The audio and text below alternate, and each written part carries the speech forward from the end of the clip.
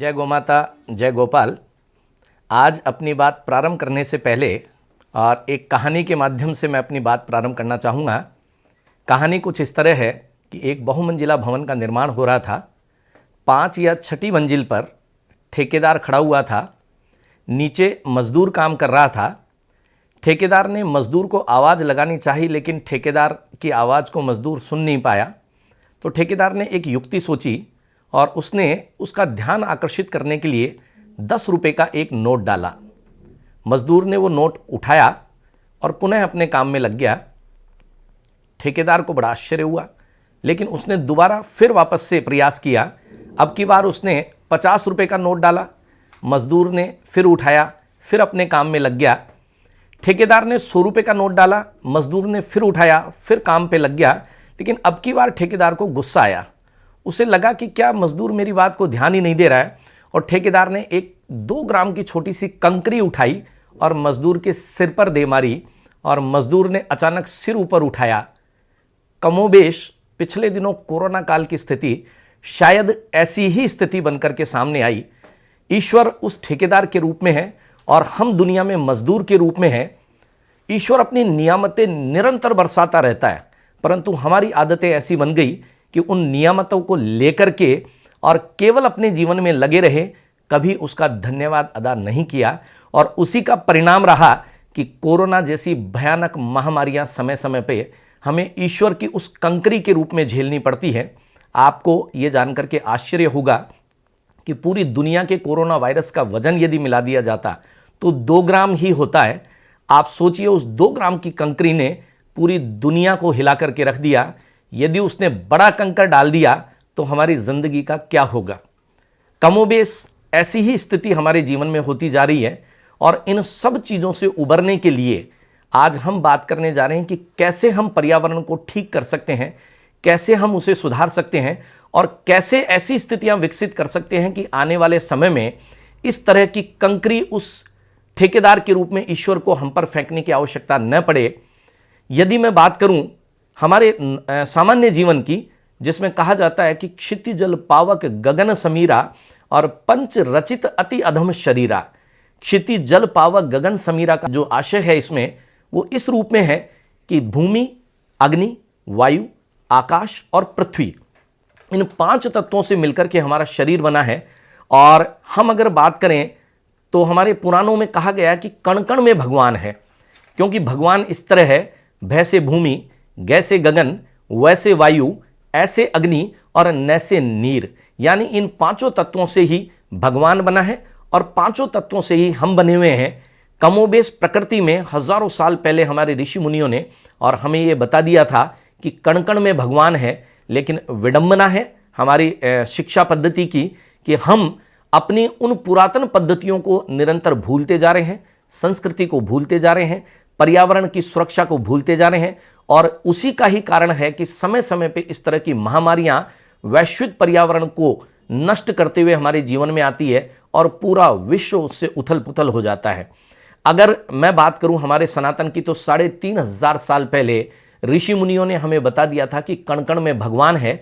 पर चूंकि हमारी शिक्षा पद्धति की कुछ कमियां हैं, जिनके कारण हम अपनी संस्कृति को भूले।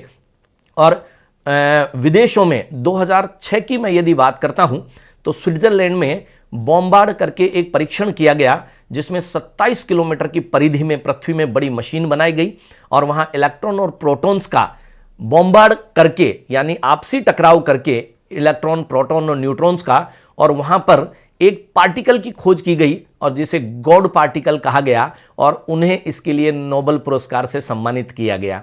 यह हम अपनी विडंबना मान सकते हैं कि हमारी संस्कृति को पूरा विश्व अपना रहा है, वहां उन्हें नोबेल पुरस्कार मिल जाते हैं। लेकिन हमारी कमी की वजह से, सनातन संस्कृति को जानने की कमी की वजह से हम अपने उन आधारभूत तथ्यों को भूलते जा रहे हैं, जिनमें बरसों पहले कह दिया गया था कि कण कण में भगवान है। अब भगवान की यदि हम बात करें तो ईश्वर ने बहुत कुछ हमें ऐसा दिया है जो इस प्रकृति के रूप में हमारे जीवन को सहज चलाने के लिए बहुत आसान सुलभ है।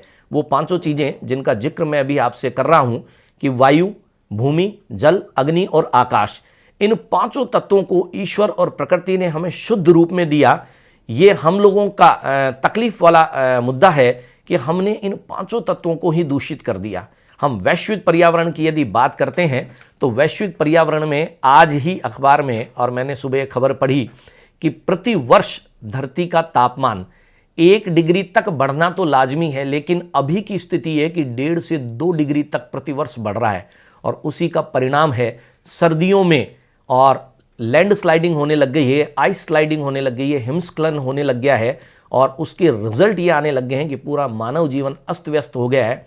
यदि हम वैश्विक पर्यावरण में हमारी भूमिका की बात करें कि भारत या हम लोग, भारत के लोग किस तरीके से पर्यावरण संरक्षण की बात कर सकते हैं, तो जैसा आपने देखा होगा कि कोरोना काल के पहले और दूसरे दौर में, जब पहले दौर में पूर्णतः बंद रहा, नदियां अपने आप शुद्ध हो गई, हवाएं अपने आप साफ चलने लगी, आकाश में मैं कई बार छत पर बैठ करके देखता कि अभी धुंधलापन इतना रहता है कि तारे साफ नजर नहीं आते, लेकिन उन दिनों में आकाश में तारे साफ नजर आने लग गए क्योंकि प्रदूषण अपने आप कम हो गया। तो तात्पर्य ये समझ में आने लगा कि प्रकृति तो शुद्ध करने का काम करती है, लेकिन हम लोग बिगाड़ने का काम करते हैं। और वहां थोड़ा सा मन में जो विचार आया, उस विचार के परिणाम स्वरूप ये निष्कर्ष निकल के आया कि दुनिया में 3 तरह के लोग होते हैं, एक संत प्रवृत्ति के, एक इंसानी प्रवृत्ति के और एक राक्षस प्रवृत्ति के। संत प्रवृत्ति के वो लोग हैं जिन्हें कुछ भी दिया जाए वो उसे उससे भी बेहतर रूप में दुनिया को देने की कोशिश करते हैं। और इंसान वो होते हैं जो थोड़ा बहुत ठीक कर देते हैं, थोड़ा बिगाड़ देते हैं। राक्षस वो लोग होते हैं जिन्हें कुछ भी दिया जाए वो उसको तहस नहस करके ही दुनिया में देंगे। और कमोबेश पिछले दिनों कहीं ना कहीं वो राक्षसी प्रवृत्तियां हमारे अंदर भी आ गई कि ठाकुर जी ने, प्रकृति ने, ईश्वर ने हमें सब कुछ बेहतर रूप में दिया, लेकिन हमने सिवाय उनको खराब और सिवाय उनको दूषित करने के कुछ नहीं दिया। ईश्वर को भी शायद ये पता था कि आने वाले समय में इंसान इस तरह की चीजें करेगा, तो उन्होंने संत के रूप में, गौमाता के रूप में हमें एक ऐसा संत दिया जिसे इन 5 तत्वों को शुद्ध करने की क्षमता है। यदि हम बात करें गौमाता की, तो गौमाता के 5 गव्य, जिन्हें पंचगव्य भी कहा जाता है, मेरा सौभाग्य रहा कि इन पंचगव्य पे मुझे MD पंचगव्य करने का सौभाग्य मिला भारत सरकार से। और उन 5 गव्यों से हम शुद्ध इस प्रकृति को भी कैसे कर सकते हैं और ये जो शरीर है इसको हम शुद्ध कैसे कर सकते हैं, उसको मुझे पढ़ने का और जानने का बहुत गहराई से मौका मिला। यदि गौमाता के गोबर की बात करें तो भूमि तत्व का प्रतीक, यदि हम गौमूत्र की बात करें तो वायु तत्व का प्रतीक, यदि हम दूध की बात करें तो जल तत्व का प्रतीक, यदि हम घी की बात करें तो अग्नि तत्व का प्रतीक, और यदि हम छाछ की बात करें तो आकाशीय तत्व का प्रतीक। भूमि, जल, अग्नि, वायु और आकाश, यदि इन 5 चीजों को शुद्ध करने की ताकत किसी के पास है पूरी दुनिया में, तो वो केवल और केवल गौमाता और उसके पंचगव्य हैं। अब विडंबना यह है कि हमने गौमाता को धीरे धीरे अपने से दूर कर दिया। यदि मैं आज से 200-250 साल पहले की बात करूं, अंग्रेजों से आने के पहले की, तो हमारे हर घर में 3 सुरक्षा चक्र मुख्य रूप में होते थे, जिसमें घर के आंगन में गौमाता, घर के आंगन में तुलसी का पौधा, और हमारे घर में रसोई घर, नाम था रसोई घर, यानी रस का आगमन। और विडंबना आप देखिए, अब बन गया है किचन, जो केवल किचकिच करवाने का काम करती है घर में। और रसोई में 48 तरह के मसाले थे, वो मसाले नहीं थे, वो औषधियां थी, वो हमारे शरीर को शुद्ध रखने की स्थितियां थी। लेकिन अभी क्या हुआ, मसालों ने भी, बाजार ने, मार्केट ने, बाजारीकरण ने उनको शुद्धता से बहुत दूर कर दिया। मैं एक छोटे से मसाले हल्दी की बात करता हूं। बहुत लोगों को जानकारी नहीं होगी कि यदि कैंसर किसी भी व्यक्ति के शरीर में होता है तो उसमें हल्दी की क्या भूमिका होती है। कहते हैं मनुष्य शरीर को स्वस्थ चलाने के लिए 27 से 28 एलिमेंट की आवश्यकता होती है, और वो पूरे के पूरे तत्व गौमूत्र में भरपूर मात्रा में है। जिनमें से एक तत्व की यदि मैं बात करता हूं तो वो होता है करक्यूमिन। प्रत्येक व्यक्ति के शरीर में कैंसर होता है और करक्यूमिन भी हमारे शरीर में होता है। कैंसर जो है वो बदमाश है और करक्यूमिन जो है वो पुलिस है। अब यदि करक्यूमिन हमारे शरीर में कम हो गया तो बदमाश अपनी बदमाशी दिखाएगा और कैंसर बड़े व्यापक रूप में हमारे शरीर में फैलता जाएगा। मुझे आपको ये बताते हुए बहुत प्रसन्नता है कि गौमाता के गौमूत्र में भरपूर मात्रा में करक्यूमिन है। और दूसरी चीज है हल्दी। अब गौमाता का गौमूत्र हर व्यक्ति ले नहीं पाता या लेता नहीं है, लेकिन हल्दी तो हम नित्य प्रति खा रहे हैं। बट आपको मुझे बताते हुए और बड़ा अचंभा और आश्चर्य भी हो रहा है, शायद आपको जानकारी भी नहीं हो, बड़ी बड़ी कंपनियां इस हल्दी में से करक्यूमिन निकाल लेती हैं और उसे कैंसर के कैप्सूलों में भर के कैंसर के रोगियों को बेच दिया जाता है, और उस हल्दी को बढ़िया सी पैकिंग करके बड़े बड़े मॉल्स में सजा करके रख दिया जाता है। हम और आप जैसे बुद्धिजीवी लोग वहां जाते हैं, बढ़िया पैकिंग देखते हैं, उस हल्दी को खा तो रहे हैं लेकिन उसमें से करक्यूमिन हमारे शरीर में जा ही नहीं रहा है। गोमूत्र हम ले नहीं रहे हैं, करक्यूमिन हम ले नहीं रहे हैं, तो फिर अंदर का वो करक्यूमिन के कारण उपजने वाला राक्षस जो है कैंसर, वो तो मित्रों शरीर में पनपना ही पनपना है। तो ऐसी स्थिति में स्वस्थ रहने के लिए जितनी चीजें आवश्यक थी प्रकृति ने तो हमें भरपूर दी, लेकिन हमने उन्हें विकृत रूप में बना दिया। और कुछ लोगों का हमारा सौभाग्य है, और आज के समय में धीरे धीरे मैं देख पा रहा हूं कि लोगों का अब इस कोरोना के बाद, क्योंकि मेरा थोड़ा सा ही मानना है कोरोना हमारा शत्रु नहीं रहा, कोरोना हमारा मित्र रहा है। क्योंकि कोरोना ने हमें बहुत कुछ सीखने को दिया है। कोरोना ने हमें सिखा दिया हवाएं कैसे अपने आप शुद्ध हो रही है, कोरोना ने हमें सिखा दिया जल अपने आप कैसे शुद्ध हो रहा है, कोरोना ने हमें सिखा दिया कि समाज का महत्व क्या है, हमारे शरीर का महत्व क्या है। बड़े बड़े धनाढ्य सेठ, बड़े बड़े पैसे वाले कब यहां से निकल गए और अपने लोगों के चार कंधे भी उन्हें नसीब नहीं हो पाए, वो सारा धन यहां धरा रह गया। तो मैं कोरोना का धन्यवाद अदा करता हूं जिसने, यदि हम सीख पाए हों, मैं रिपीट कर रहा हूं वापस अपनी बात को, यदि हम सीख पाए हों तो कोरोना का धन्यवाद अदा करें कि हमें आसमान से उड़ने से धरती पर ला करके खड़ा कर दिया है और विचार करने पर मजबूर कर दिया है कि ऐसी ही स्थितियां चलती रहीं तो ये तो क्या, ऐसी अनेकों बीमारियां आने वाले समय में आने वाली हैं। यदि हमने अपना इम्यूनिटी सिस्टम, जो पूरा भारत देख भी चुका और पूरा विश्व भी इस बात को महसूस कर चुका है कि भारत में इतनी बड़ी जनसंख्या होने के बावजूद भी, सरकार का भी हालांकि इसमें बहुत बड़ा सहयोग रहा और लोगों की भी अवेयरनेस रही कि हमारी इम्यूनिटी मजबूत होने के कारण हम उसका बहुत मजबूती से मुकाबला कर पाए। वरना अगर अन्य देशों की तुलना में हमारे यहां भी इम्यूनिटीज कमजोर होती तो न जाने कितनी और अनावश्यक मौतें होती, कितने लोगों को अपने प्रियजनों को खोना पड़ता। तो ये मैं गौमाता का अपना सौभाग्य मानता हूं कि हम भारत जैसे देश में गौमाता से जुड़े हुए हैं। पर्यावरण और प्रकृति को भी हम किसी न किसी रूप में पूजक रूप में मानते हैं। आज आवश्यकता इस बात की है कि किसी न किसी तरीके से पर्यावरण को यदि बचाना है तो पहले हमें अपने आप को ठीक करना पड़ेगा। राक्षसी प्रवृत्ति से धीरे धीरे उबर करके, हो सकता है हम संत न बन पाए लेकिन कम से कम मनुष्य बनने वाला वक्त तो हमारा आ गया है। और ऐसी स्थिति के लिए हमारे पुरातन में कहा जाता था कि मनुष्य जीवन में 7 महत्वपूर्ण सुख होते हैं।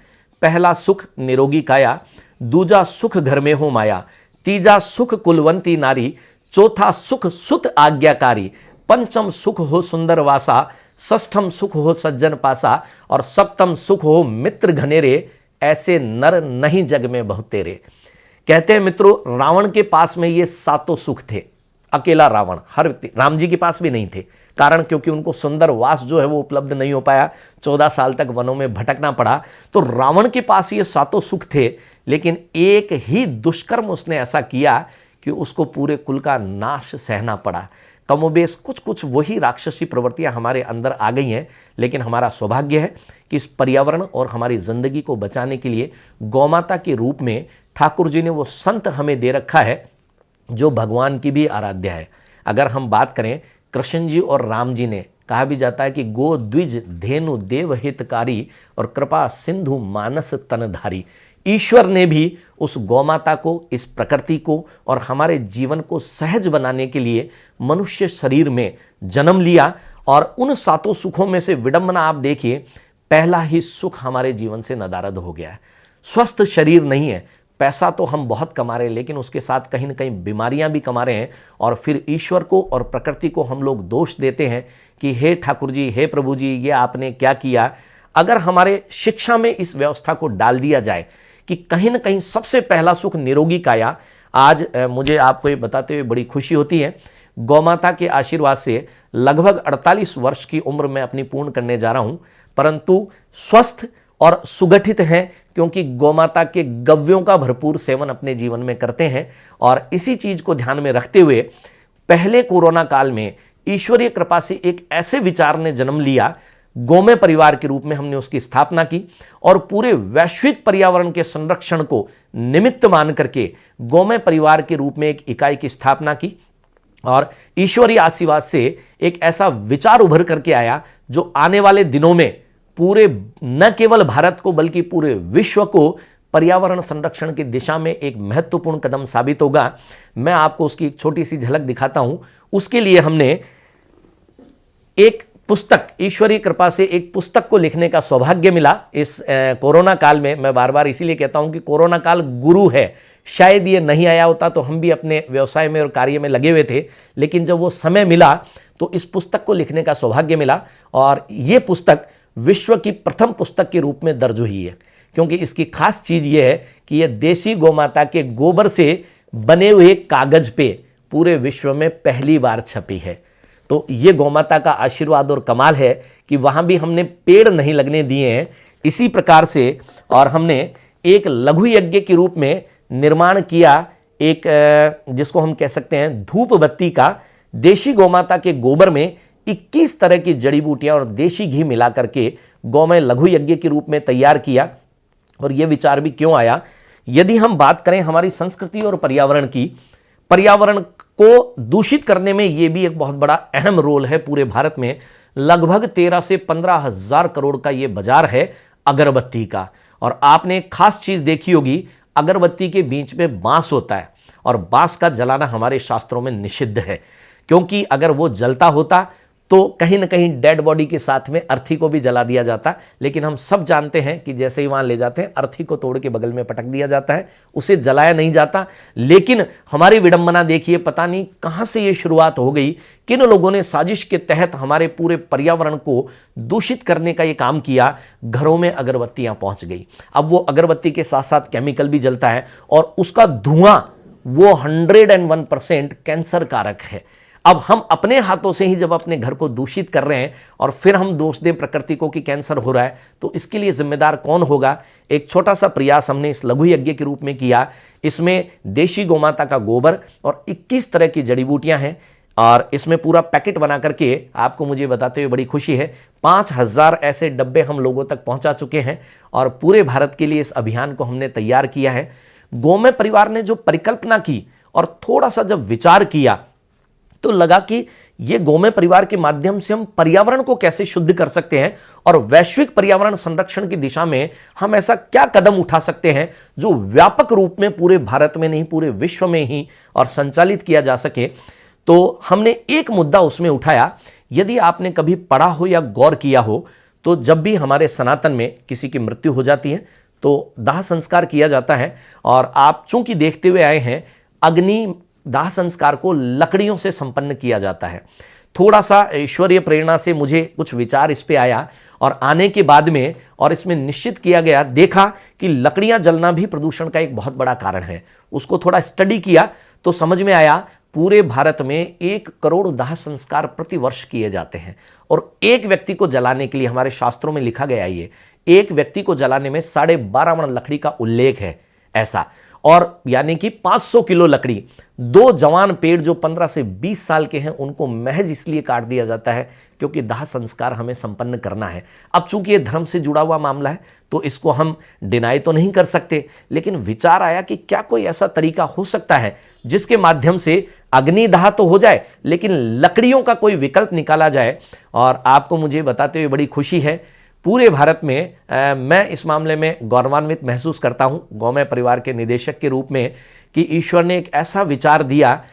पराली अगर आपने नाम सुना हो, पंजाब और हरियाणा में जिसके जलाने से दिल्ली तक प्रदूषण फैलता है और गौमाता के गोबरों के गौशालाओं में ढेर लगे हुए हैं, इन दोनों का कॉम्बिनेशन किया और गौमय समिधा के नाम से एक ऐसी लकड़ी ठाकुर जी के आशीर्वाद से तैयार हो गई जिससे पिछले दिनों 250 दाह संस्कार हम करवा चुके हैं।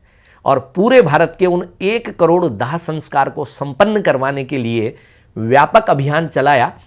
अब चूंकि कहा जाता है किसी भी चीज को यदि व्यापक बनाना है तो सबसे पहले अवेयरनेस, उसके प्रति चेतना जागृत करना जरूरी है। और मुझे आपको ये बताते हुए बड़ी खुशी हो रही है कि उस चेतना अभियान के रूप में हमने एक संकल्प पत्र अभियान प्रारंभ किया। राजस्थान देश का पहला राज्य है जहां पर अंगदान को कंपलसरी किया गया है। यदि आपकी जानकारी में नहीं हो तो मैं बताना चाहूंगा, अब जब डीएल बनता है तो वहां पे एक कॉलम होता है, are you interested in donating your organ, yes और नो, यानी क्या आप अंग दान करने के लिए सहमत हैं, हां या नहीं। अब यदि आपने उस कॉलम को नहीं भरा तो आपका, चाहे यस भरें चाहे नो भरें, वो कोई तकलीफ नहीं है, लेकिन आपको भरना जरूरी है। जब तक आप उसको भर के सबमिट नहीं करेंगे आपका डीएल इश्यू नहीं होगा। इस बात के लिए राजस्थान सरकार साधुवाद की पात्र है और गौरव की बात है कि हमारा राजस्थान इसमें पूरे देश में अग्रणी रहा। गौमाता को आधार मानते हुए गौमाता के गोबर और पराली, इन दोनों का कॉम्बिनेशन करके और एक ऐसी लकड़ी का इजाद किया। और पिछले दिनों कोरोना काल में, जहां पर आपने लास्ट कोरोना काल की सेकेंड लहर में यदि सुना हो कि लकड़ियां नहीं मिलने की वजह से 2000 से ज्यादा शवों को गंगा में बहा दिया गया था। और जयपुर में भी बड़े मोक्षधाम, जो चांदपोल और आदर्श नगर जैसे बड़े मोक्षधाम है, वहां पर भी शवों की कतार लगी थी। देख करके मन में पीड़ा उठी। आज तो ये स्थिति है, कल को जब लकड़ी ही नहीं होगी तो क्या हम अपने प्रियजनों को यूं ही गंगा में बहाने पर या कहीं दबाने पर मजबूर होंगे। तो ईश्वरीय प्रेरणा से जो गौ में संविधा बनकर के आई, दोहरे पर्यावरण संरक्षण के उसने मापदंडों को और अंगीकार किया। पहला ये कि यदि हमने अपने इन प्रयासों से पूरे भारत के दाह संस्कारों को लकड़ी से स्विच करके गौ में संविधा पर ला दिया तो 2 करोड़ पेड़ प्रतिवर्ष हम बचा लेंगे। और जब ये 2 करोड़ पेड़ कटेंगे नहीं तो बाकी जितना भी पॉल्यूशन हो रहा है उसको ये एब्जॉर्ब कर लेंगे। तो ऐसी स्थिति में पर्यावरण संरक्षण की दिशा में, वैश्विक पर्यावरण संरक्षण की दिशा में, ग्लोबल वार्मिंग की दिशा में हम बहुत बड़ा कदम उठाने जा रहे होंगे। और इस चीज की चेतना अभियान के लिए हमने वो संकल्प पत्र अभियान प्रारंभ किया। मुझे आपको ये बताते हुए बड़ी खुशी है कि जयपुर में पिछले 6 माह के दौरान 25,000 लोगों ने इस बात का संकल्प लिया है कि जब भी अब कभी घर में इस तरह की दुखांतिका होगी तो हम लकड़ी से अंतिम संस्कार नहीं करके और उस संस्कार को गौ में संविधा से संपन्न करवाने का प्रयास करेंगे। मुझे बताते हुए आपको बड़ी खुशी है, इसमें चाहे मीडिया रहा चाहे प्रशासन रहा, पिछले दिनों सबका हमें भरपूर सहयोग मिला। और आने वाले दिनों में बहुत जल्दी जयपुर के 152 फिनरल स्पॉट्स में से 100 फिनरल स्पॉट को हमने चिन्हित किया है, जहां पे हम अपना ये सेटअप सेट करने जा रहे हैं और सहज में वहां सबको ये सुलभ होगी। और हमारा प्रयास और एक अनूठा चल रहा है, निःशुल्क हम ये सुविधा उपलब्ध करवाने जा रहे हैं। अभी भी जो 250 दाह संस्कार करवाएं, हमने उसके लिए किसी से कोई शुल्क की डिमांड नहीं करी है।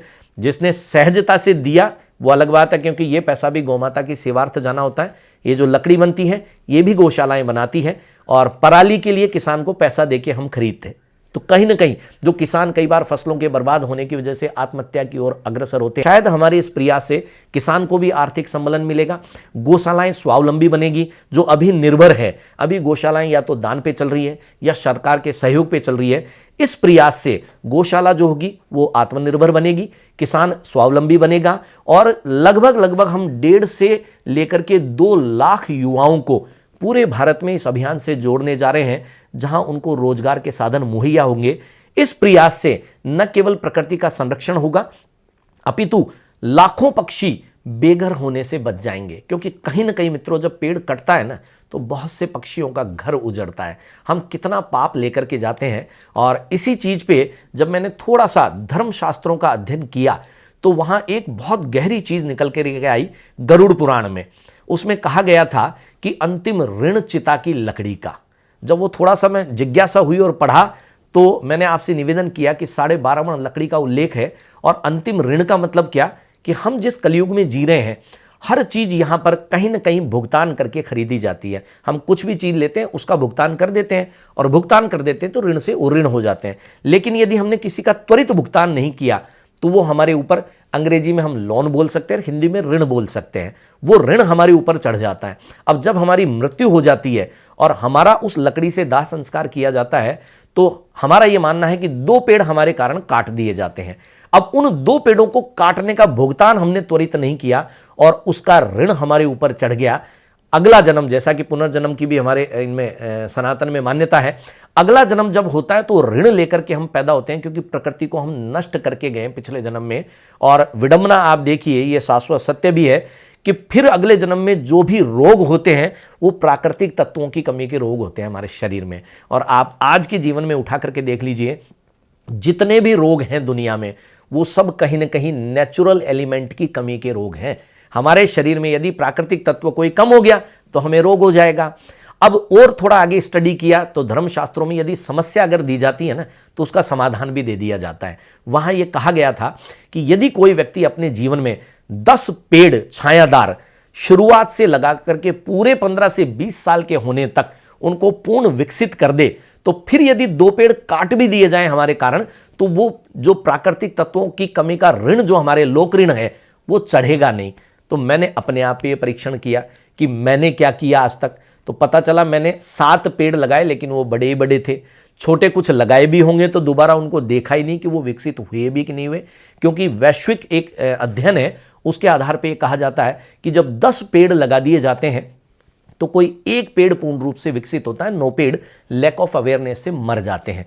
तो ऐसी स्थिति में मुझे लगा जब मैं ही अगर 10 पेड़ नहीं लगा पाया तो क्या आम व्यक्ति ये कर पाता होगा। तो वहीं से वो विचार उपजा कि यदि एक ऐसा काम किया जाए जिससे ये लोक ऋण भी ना चढ़े और प्रकृति नष्ट भी ना हो, तो ऐसा कोई कार्य हो। और ईश्वरीय प्रेरणा से, गौमाता की कृपा से, ठाकुर जी के आशीर्वाद से और वो विचार पनपा कि गौमाता के गोबर और पराली इन दोनों को मिलाकर के और एक नया ही प्रोडक्ट डेवलप करने का सौभाग्य मिला। और शनि शनि लोगों का बहुत अच्छा सहयोग मिला। लोगों ने महसूस किया कि वाकई अब ये परिवर्तन का दौर है। यदि हम सब मिलकर के छोटा छोटा भी प्रयास इस तरीके का शुरू कर दें तो कोई कारण ही नहीं है कि प्रकृति को किसी भी रूप में दूषित होना पड़े। और निश्चित मान लीजिए मित्रों, यदि प्रकृति सही रही, प्रकृति शुद्ध रही, प्रकृति और पर्यावरण ठीक रहे, तो मैं कह सकता हूं कि हमारे जीवन में किसी तरह की तकलीफें आएगी नहीं, किसी तरह की समस्या आएगी नहीं।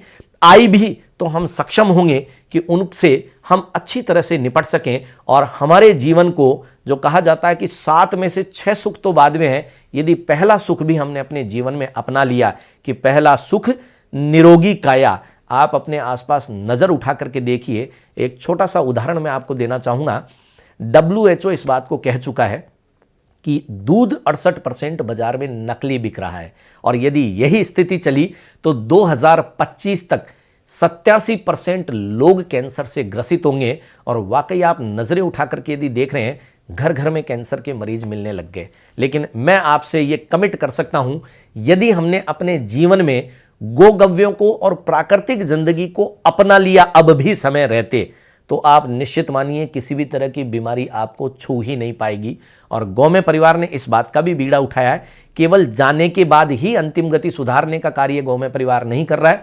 गौमय परिवार ने यह बीड़ा भी उठाया कि जब तक हम जिए तब तक हम स्वस्थ जिंदगी जिए और जब जाएं तो प्रकृति को कुछ देकर के जाएं। यदि 2 पेड़ भी हमने बचा लिए तो 4 लोगों के पूरे जिंदगी की ऑक्सीजन देकर के जाने के सौभाग्यशाली हम लोग होंगे और इसका पुण्य अपने साथ लेकर के जाएंगे।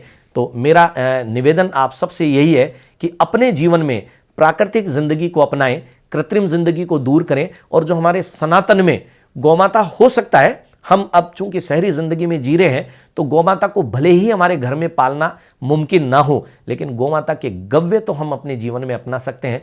यदि गौमाता के गव्य अपने जीवन में अपना लिए, प्राकृतिक जीवन को हमने अपना लिया, तो ऐसी महामारियां आई भी तो कोई गिना चुना इफेक्ट दे पाएगी। बाकी व्यापक रूप में या वृहत रूप में हम कहीं भी कभी प्रभावित नहीं होंगे और अपने जीवन को सहज और सरल, ईश्वर ने जैसे एक राजकुमार के रूप में और स्वस्थ जीवन देकर के हमें पैदा किया है, वो स्थितियां नहीं आएगी। वरना आज आप देख रहे होंगे लगभग 99.99, क्योंकि कोई रेयर केस होते हैं जब स्वस्थ पैदा नहीं हो कोई व्यक्ति, वरना स्वस्थ पैदा तो हो रहे हैं। और इसका विपरीत है कि 99.99% लोग शायद कहीं ना कहीं किसी न किसी बीमारी से त्रस्त होके या तो हॉस्पिटल में या बीमार होकर के जा रहे हैं। स्वस्थ जिंदगी जीकर के मृत्यु को प्राप्त करना कोई बिरले मनुष्यों के भाग्य में है।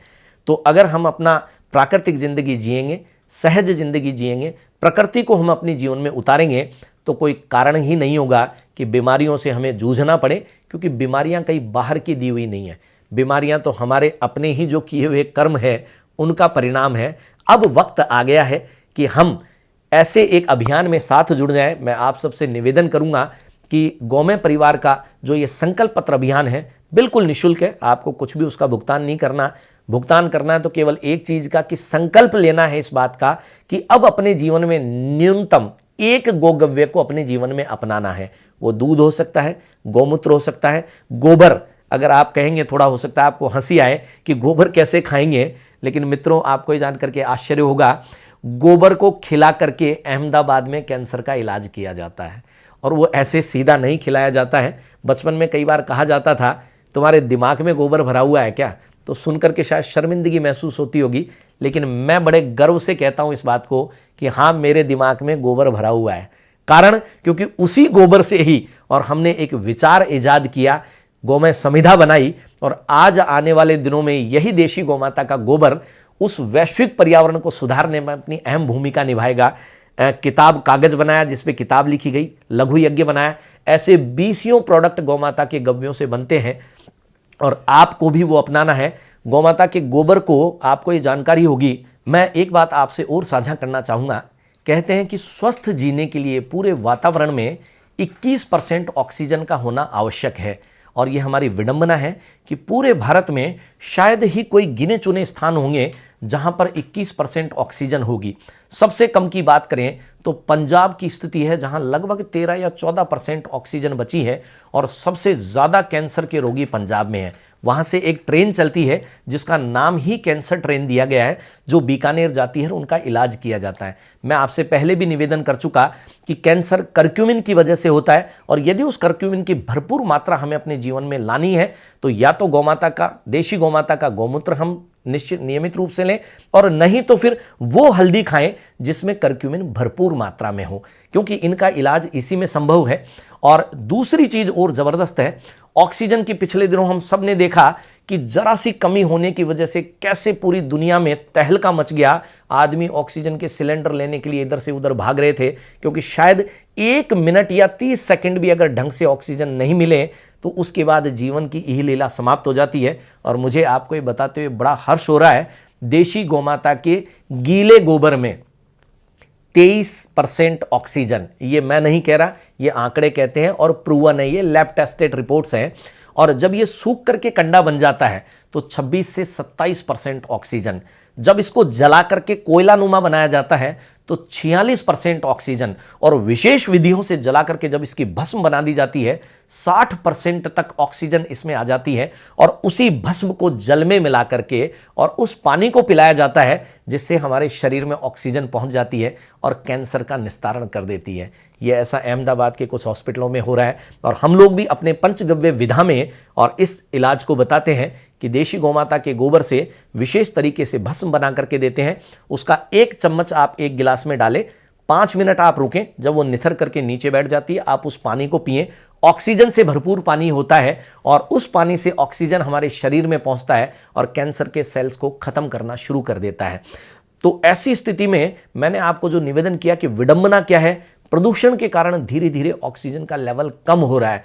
और आपको यह जानकर के भी आश्चर्य होगा, पूरी दुनिया में गौमाता ही जीवित प्राणियों में एक ऐसा जीव है जो अपनी श्वासोच्छ्वास में ऑक्सीजन लेती और छोड़ती है। वो ऑक्सीजन तो दुनिया ही ले रही है, लेकिन छोड़ते समय भी गौमाता ऑक्सीजन ही छोड़ती है। इसलिए अमेरिका जैसे देश में डिप्रेशन को दूर करने के लिए काऊ कडलिंग करके एक व्यवसाय शुरू किया उन्होंने। देशी गौमाता को गले लगाते हैं और 6 से 7 हज़ार रुपये 1 घंटे के लगते हैं। हमारा तो सौभाग्य है, देशी गौमाता बहुत यहाँ सहज में उपलब्ध है, लेकिन विडंबना भी हमारी है कि जो चीज़ हमें यहाँ सहज में मिल जाती है हम उसकी कद्र नहीं करते हैं। तो ऐसी स्थिति के लिए जहाँ विदेशी हमारी संस्कृति को अपना रहे हैं, गौमाता को अपने जीवन में अपना रहे हैं। ब्राज़ील आपने नाम सुना होगा, उरुग्वे वहाँ एक देश है, 1.25 करोड़ देशी गौवंश है। हमारे गिर नस्ल का गोवंश वहाँ पे है। 33 लाख की आबादी वाले देश में 1.25 करोड़ गोवंश है, और ड्रोन से वहाँ कंट्रोलिंग होती है। पूरे विश्व का सबसे बड़ा दूध पाउडर निर्यातक है वो, और वहाँ जो संपन्नता है वो हमारी गौमाता के रूप में ही है। लोग तो कहते हैं कि साहब गौमाता को रखना बड़ा टिपिकल है, कैसे व्यवस्था संभालें, कैसे पालें। मैं आपसे दावा ठोक के कह सकता हूँ, एक गौमाता पूरे परिवार को पाल सकती है यदि उनके गव्यों का सही तरह से उपयोग किया जाए। अकेली गौमाता 8 किलो गोबर और 14 लीटर गौमूत्र देती है। यदि 5 रुपये लीटर, अगर आपने देखा होगा बाजार में 150 रुपये से लेकर के 450 रुपये लीटर का गौमूत्र अर्क बिकता है। यदि 5 रुपये भी गौशाला को हमने देने शुरू कर दिए उसके, तो 70 रुपये एक गौमाता एक दिन का केवल गोमूत्र का ले सकती है। इसी तरह गोबर का है, जैसा हम खरीदते हैं 5 से 10 रुपये किलो का हम गोबर खरीदते हैं गौशालाओं से। 8 किलो गोबर 5 रुपये किलो भी खरीदा जाए तो 40 रुपये उससे, यानी 110 रुपये प्रतिदिन सहज में किसी भी गौमाता जो दूध नहीं भी देती हो 110 रुपये प्रतिदिन का वो अपने गोपालक को दे सकती है। वो खुद का भी चारे का निर्वहन कर सकती है और परिवार का भी पालन पोषण कर सकती है। इसलिए गौमय परिवार के इस अभियान से आप जुड़ें और सब इस बात का संकल्प लें कि उन पुरानी पद्धतियों को कहीं ना कहीं अब हमें अपने जीवन में लाना होगा।